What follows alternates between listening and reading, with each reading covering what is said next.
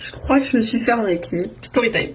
En fait, je sais pas si vous l'avez vu passer, il y avait un projet de Mail Club qui s'appelait le Northern Mail Project, où il y avait une partie qui était reversée à des associations, enfin, à de la protection, la conservation des espèces au Canada, je crois. C'était un Mail Project canadien, avec ce logo-là, là.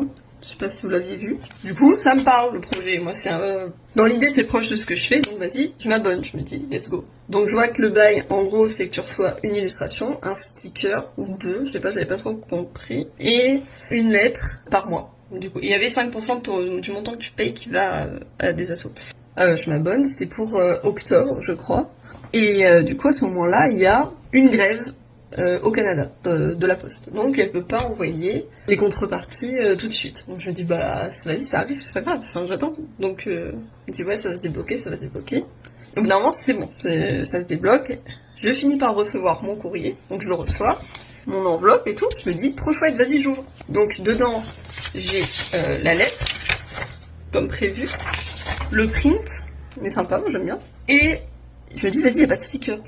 Alors que il devait y avoir un sticker, donc je me dis, bon bah, vas-y, je lui envoie un message, genre, excuse-moi, mais il me semblait qu'il y avait un sticker aussi dans les contreparties, et je l'ai pas eu. Le sticker du genre un peu membre Mail Club, un truc comme ça. Et elle me dit, ouais, désolé, bah en fait, comme il y avait la grève, ben j'ai pas pu.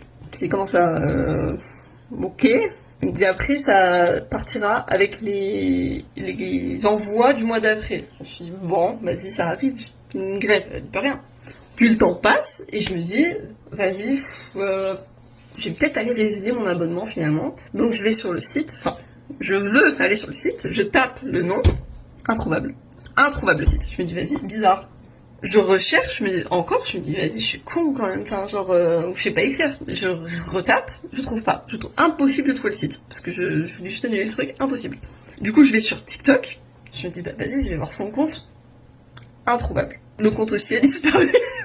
En fait, il a fermé, je crois, et je tombe sur un autre TikTok qui explique que, en fait, c'était un gros scam, en gros, et qu'il y a plein de gens qui avaient jamais reçu leur courrier. Moi, je l'ai reçu, donc je sais pas si c'est vraiment un scam à 100%, mais il manquait quelque chose dedans. Mais il y en a, ils ont jamais reçu en payant plusieurs mois, et dès qu'ils allaient dire quelque chose, en fait, la personne les bloquait.